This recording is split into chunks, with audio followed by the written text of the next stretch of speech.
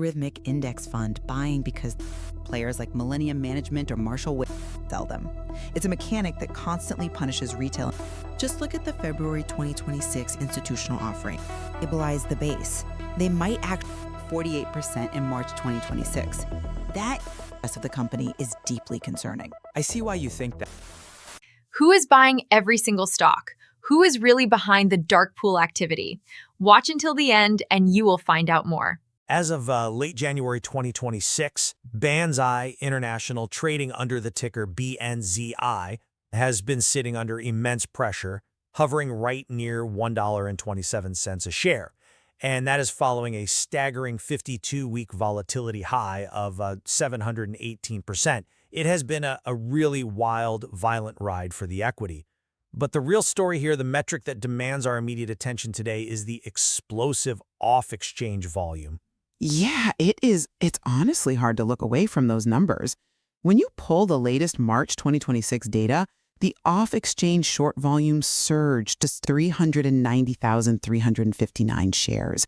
That accounts for a staggering 61.48% of the total short volume. I mean, over 60% of the short action is happening entirely off the lit public exchanges. Exactly. And, that data paints a picture of a company undergoing a massive, aggressive transition.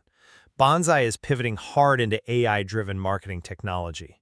Which brings us to the central question we have to unpack today. Is Banzai's current trajectory a necessary, masterful strategic restructuring designed to capture a massive MarTech market, or are we simply witnessing an unsustainable loop of financial engineering and dilution that's frankly masking fundamental operational failure? Right. And I argue for the former. Despite the incredibly complex and frankly ugly liquidity dynamics we are seeing on the tape, Banzai's aggressive acquisitions and their institutional debt equitization are necessary steps. They are building an AI-powered data ecosystem capable of dominating a highly fragmented MarTech space. Well, I come at it from a very different angle. I look at the persistent ARR volatility, the annual recurring revenue, the extreme off-exchange short activity we just highlighted, and the endless, punishing cycles of share dilution. To me, this points to a highly precarious going concern. What we are actually observing is a structural trap. It's an environment where institutional players extract value through complex debt structures at the direct expense of sustainable organic growth. Let's begin by looking at the fundamental operational transition and the top-line growth, because I think the underlying business is actually transforming in a meaningful way. If you consider the Q3 2025 financial results, Banzai hit $2.84 million in revenue. That's a 163% year-over-year increase. And it isn't just empty revenue either. Their gross profit was up 213%, and their gross margins expanded by 1,302 basis points. Which is a massive jump on paper, sure. It is. And for anyone not deep in the financial weeds, a 1,302 basis point expansion means their gross margins jumped by roughly 13%, landing at a highly healthy 81.7%. The big takeaway here is that they aren't just bringing in more money, they are getting incredibly efficient at retaining profit from every single dollar earned. You simply don't see that kind of margin expansion in a failing enterprise. You see it in a company that is successfully executing a strategic pivot. It's a compelling argument, but have you considered the harsh realities of the balance sheet and the underlying sequential metrics? I mean, year-over-year revenue growth makes for a great press release, but annual recurring revenue, ARR, which is the absolute lifeblood of any software-as-a-service valuation, actually dropped. It dipped sequentially, yes. It fell 12.7% sequentially. It went from $12.6 million in Q2 2025 down to $11 million in Q3 2025. In the SaaS world, if your ARR is shrinking, your core business is leaking. It suggests serious underlying issues with customer churn or that your enterprise renewals are stalling out. And then there is the severe cash burn. Banzai utilized $13.4 million in net cash for operating activities over a 9-month period. They did that against a cash balance of under $1 million. They are burning cash exponentially faster than they are generating it. But that burn is a direct byproduct of their buy and build strategy. Look at their strategic acquisitions. Vidello in January 2025, and specifically Superblocks in November 2025. These perfectly position them for the future. The MarTech market is projected to reach $39.4 billion. Banzai is automating the reach phase of the marketing funnel with AI agents, autonomous agents that generate high-converting digital assets at scale. And we are already seeing validity in their enterprise expansion. RBC Capital Markets just doubled their open reel engagement. That is a massive proof of concept for Banzai's ability to penetrate highly regulated, rigorous sectors like financial services. I hear the strategic vision, I really do. But when you mention the massive institutional buying that has supposedly validated the strategy, we have to be brutally clear about what that buying actually is. It's not organic market demand from investors who love the AI narrative. It is dilutive debt-to-equity conversions and warrant exercises. Just look at the February 2026 institutional offering. They sold 3.8 million shares alongside millions of pre-funded warrants at a deeply discounted 30 cents per unit. 30 cents. That significantly dilutes the common shareholder base and effectively reprices the entire capital structure to the absolute floor. I see why you frame it that way, but let me give you a different perspective on the role of that institutional capital. You call it toxic dilution, but I view it as a vital lifeline and a profound vote of confidence from strategic backers. Alco Investment Company, for example, didn't just take a quick trade. They steadily grew their stake to 17.80%, holding 2.7 million shares by February 2026. Management correctly views this as long-term strategic backing. But at what cost to the retail investor? The cost of survival. Furthermore, the company successfully restructured $19.2 million in debt to mature in February 2027. Do you realize how critical that is? It gives management the exact runway they need to execute this AI strategy without the immediate threat of default hanging over their day-to-day operations. They bought time. I'm sorry, but I just don't buy that narrative. Let me tell you why. The mechanics of this institutional backing are deeply problematic for the public market. You mentioned the runway, but let's look at CPBF Lending, an affiliate of Columbia Pacific Advisors. As of February 2025, they held a 26.10% stake. They are Banzai's primary senior secured lender, but they also act as a major source of relentless selling pressure. They are managing their risk exposure. They are creating a death spiral. Let me point to a very specific event. On November 6th, 2025, CPBF converted a portion of their note into 62,700 shares and immediately offloaded them at a weighted average price of $2.8056 per share. This dual role, acting as the capital provider while simultaneously hitting the bit to manage their own debt exposure, creates a structural ceiling on the stock price. Every time the equity tries to breathe, every time there's a bit of positive momentum, the debt holders convert their debt into newly minted shares and sell them. It's a mechanic that constantly punishes retail investors while keeping the institutional lenders perfectly hedged. That's an interesting point, though. I would frame it differently. CPBF Lending is managing risk, yes, but they also increased their direct equity stake to 18.7% after exercising warrants in October. They still have massive exposure to the upside. They aren't just dumping and walking away, they are rebalancing. But let's shift to the mechanics of how this equity is actually trading, because I know you have deep concerns about the market structure here, especially regarding the off-exchange data we opened with. I absolutely do. We cannot evaluate Banzai without focusing heavily on the off-exchange market mechanics and the dark pool activity. We established at the start that the off-exchange short ratio hit 61.48% in March 2026. That is an astonishing figure for a microcap stock. What is happening here is that institutional desks, likely major players like Millennium Management or Marshall Wace, who we know hold notable stakes in the company, are internalizing order flow. Explain the mechanics of that for a moment, because it sounds a bit like a conspiracy theory when you just say internalizing order flow. It's not a conspiracy, it's just plumbing. Through payment for order flow, wholesalers are taking retail buy orders and matching them in dark pools, which are private off-exchange networks. They trade at the midpoint of the National Best Bid and Offer, the NBBO. Essentially, they are finding that middle ground between what buyers are willing to pay and sellers are asking, so they can dump those converted shares quietly without immediately crashing the public price. They use this hidden liquidity to offload the equity. But once those trades are eventually marked to the public tape, it causes this persistent, inescapable downward drift in the lit markets. It creates a disconnect where the price action feels entirely detached from the underlying business operations. The company announces a great AI integration and the stock bleeds out anyway. I'm not convinced by that line of reasoning because off-exchange activity, while certainly opaque, is a standard structural reality for microcaps undergoing this specific type of high-stakes restructuring.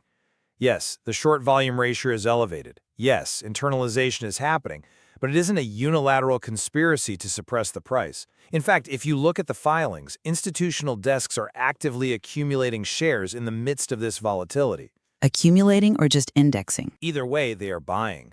Decode Capital Management increased their position by 137.42% in February 2026. UBS Group AG was up 116.82% in January. To me, that suggests that smart money is quietly hedging or indexing, positioning themselves for a potential massive upside once the Superblocks AI integration fully hits the bottom line and stabilizes that ARR drop you mentioned earlier. They are utilizing dark pools to build positions without signaling their intent to the broader market and causing massive slippage.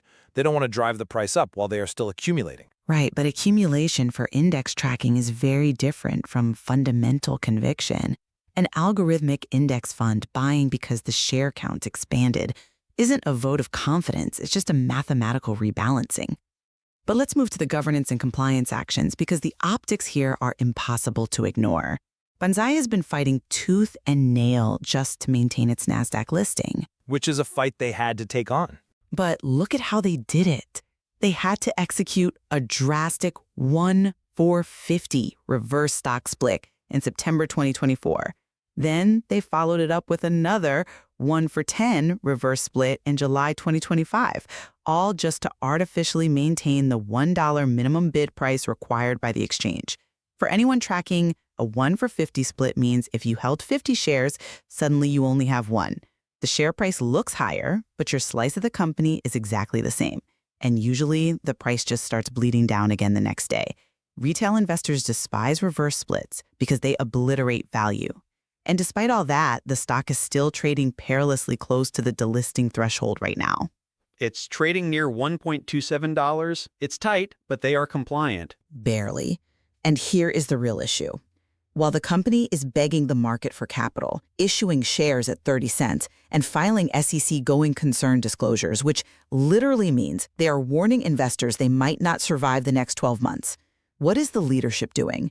CEO Joseph P. Davy sold blocks of over 25,000 shares in September 2025 at prices between $2.35 and $2.47. The timing of those insider sales, juxtaposed against the extreme financial distress of the company, is deeply concerning. I see why you think that, but let me give you a different perspective on the compliance and governance maneuvers. First, on the NASDAQ compliance, these reverse splits were painful, yes. No one likes a reverse split, but they were absolutely necessary legal maneuvers to preserve the listing. Without a NASDAQ listing, institutional liquidity dries up completely, and the company dies. And it wasn't just about the bid price either. Banzai also had a $2.5 million stockholders' equity deficiency. Right, they didn't have enough tangible assets on the books. Exactly, and they brilliantly used the Vidello acquisition in early 2025 to add the necessary assets to the balance sheet, resolving that deficiency and satisfying the NASDAQ hearings department. That is smart management. As for governance, we have to look at the broader board level, not just isolated insider sales. Look at the February 2026 restricted stock unit grants to the directors. They brought in Kent Schofield, a former Goldman Sachs executive, and granted him over 52,000 RSUs vesting in 2027. Locking in high-level institutional finance expertise is absolutely crucial for managing these complex convertible notes with firms like Yorkville and Columbia Pacific. They are aligning the board's compensation directly with the survival and long-term shareholder value of the company. If the company fails, those RSUs are worthless. That is a very generous reading of the situation. giving executives RSUs at depressed valuations, while the underlying common equity held by retail investors has been decimated. The fact remains that Banzai reported over $31 million in net losses for the full year of 2025. They had to pay a $628,000 forbearance fee to Agile just for temporary relief from default in December. Think about that. They had to pay over $500,000 just so the lender wouldn't pull the plug before Christmas. It was a bridge loan fee, effectively. It was a desperation fee. They are constantly amending agreements to reduce required monthly payments, like they did with Yorkville in February. The capital structure is entirely dominated by debt holders turned equity holders. The board's expertise, even a Goldman Sachs veteran, is simply being used to manage a debt equitization plan, which by definition means converting $14.4 million in total debt into Class A common stock. That is not a growth strategy. That's a survival mechanic that continually dilutes the retail investor to keep the corporate shell alive. It's a survival mechanic that acts as a bridge to a highly lucrative future. Banzai is a speculative growth play, absolutely. No one is denying the risk. But let's not forget the macro picture here. Their forecasted annual revenue growth is 35.9%. That is absolutely crushing the industry average of 15.5%. They are growing top-line revenue at more than double the rate of their peers. But again, top-line growth is just a vanity metric if it costs you twice as much to acquire it. They aren't expected to be profitable for the next 3 years, but that is the requisite cost of building an AI-enabled MarTech monopoly in a $39.4 billion market. Amazon wasn't profitable for a decade. The financial pain of 2025 and 2026, the debt conversions, the reverse splits, the off-exchange volatility, these are the growing pains of a microcap company absorbing subscale platforms. They are buying up these smaller tech companies to build an all-in-one AI marketing machine. Yes, it costs a fortune up front and hurts the stock price now, but if they pull it off and unify this automated data ecosystem, they own the space. Top-line growth of 35.9% is entirely meaningless if the ARR is contracting sequentially. You cannot build a monopoly if your core SaaS lifeblood, your recurring enterprise subscriptions, is draining by 12.7% quarter over quarter. The enterprise expansion with clients like RBC is promising, sure, but the capital structure is actively working against the equity. When your stock requires over 60% off-exchange short volume, constant internalization of retail orders, and endless debt equitization just to keep the lights on and satisfy your senior lenders, the underlying software almost becomes secondary to the financial engineering. The business of Banzai right now is restructuring debt, not selling software. We certainly look at the balance of operations versus capital structure differently. However, I believe we do find a point of convergence here. The ultimate survival and potential monumental success of Banzai hinges entirely on this AI transition, specifically whether the Superblocks AI integration can seamlessly and rapidly reverse the ARR contraction you highlighted. If they can use autonomous agents to drive real efficiency and retain those enterprise clients, the resulting cash flow will eventually eliminate the need for these future dilutive offerings. Once the business funds itself, the debt-death spiral ends. I agree with that. The Superblocks integration is the definitive testing ground. If the AI pivot translates into tangible, sustainable ARR growth that offsets the aggressive churn of 2025, they might stabilize the base. They might actually grow into that top-line revenue number. But until the cycle of debt equitization and warrant repricing stops, the common equity will remain under immense pressure from those invisible market forces we talked about today. It is an intricate, highly delicate balance between extraordinary high-growth operational potential and a deeply precarious microcap debt structure. It requires looking far beyond the sunny press releases. It requires closely analyzing the SEC filings, understanding the mechanics of convertible notes, and paying very close attention to that dark pool and off-exchange data that dictates the real flow of capital. Those are the invisible mechanics driving the equity valuation. We will leave it to you to weigh the evidence, the fundamental promise of an AI MarTech ecosystem versus the heavy gravity of institutional dilution. If you like this content and want to watch more videos like this, then don't forget to subscribe. Thanks for watching. See ya!